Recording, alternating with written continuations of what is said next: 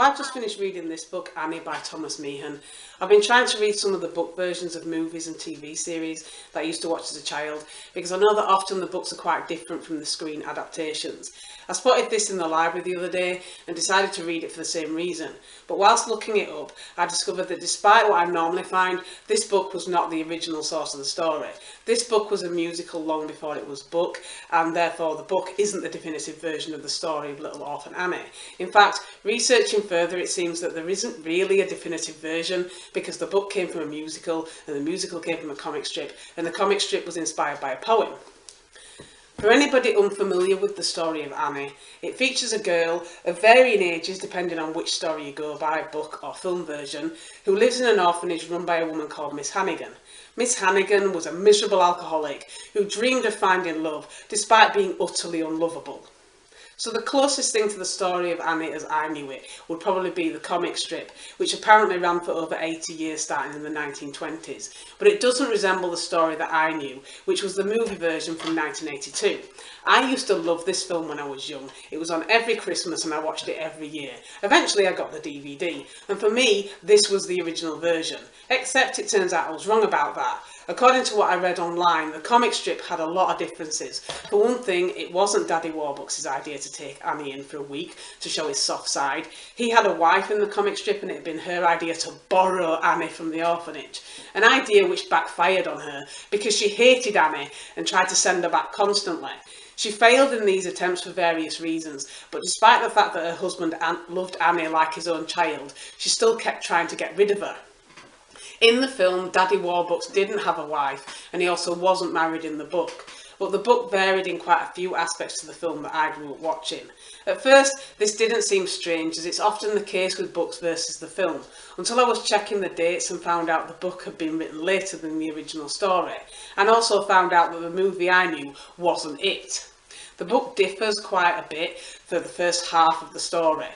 Unlike the film, where Annie seems to have a habit of attempting to escape the orphanage, in the book it's not really portrayed like that. Plus, when she does manage to escape, Mr. Bundles isn't in on it and isn't involved in any flirtatious behaviour with Miss Hannigan to help her. In the book, he never even knows that Annie used his truck to escape. Also, in the book, Annie is gone for nearly a year, whereas in the film she's only on the run for a couple of hours before being caught and returned by a policeman. But during the 50 weeks that she spends free of the orphanage and Miss Hannigan, Annie is found and pretty much taken hostage by this lazy couple called the Bixbys, who use her to do all the grunt work in their dingy cafe. The fact that they take her in does save her life, as she's pretty much freezing to death sleeping outside when the woman finds her and takes her home to be an unpaid slave. But they were bloody ungrateful about it, despite the fact that she pretty much did everything single-handedly and even turned their business around, making it much more successful and thriving. They've treated her like a poor relation that they resented, even though they were the ones telling her that she wasn't allowed to leave. Annie put up with it through the winter, deciding it was better than freezing to death on the streets. But one day when the weather grew warmer, she slipped out while the Bixbys weren't looking and ran away once more. Her second home was with a group of homeless people living in a shanty town. These people were much less fortunate than the Bixbys, but treated Annie a lot better. She was taken in and protected, and although she worked to earn her keep, this time she got to keep some of the money that she made, which she was saving up to fund an eventual travel fund to search for her missing parents. She worked as an apple seller in the train station, which was entirely missing from the film except at the end when Annie and Warbucks were singing and she refers to apple sellers. Something that makes sense after reading the book, but just seemed like a random lyrical addition when I'd only seen the film.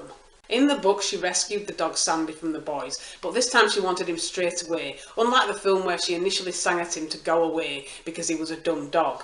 Another difference was that when Annie was captured, Sandy managed to escape and never set foot inside the orphanage. After being caught and returned to the evil Miss Hannigan, Annie is almost immediately whisked off to live for 2 weeks, unlike the 1 week in the film, in the lap of luxury with well-known billionaire Oliver Warbucks. It's also Christmas time in the book rather than the middle of summer as it was in the film.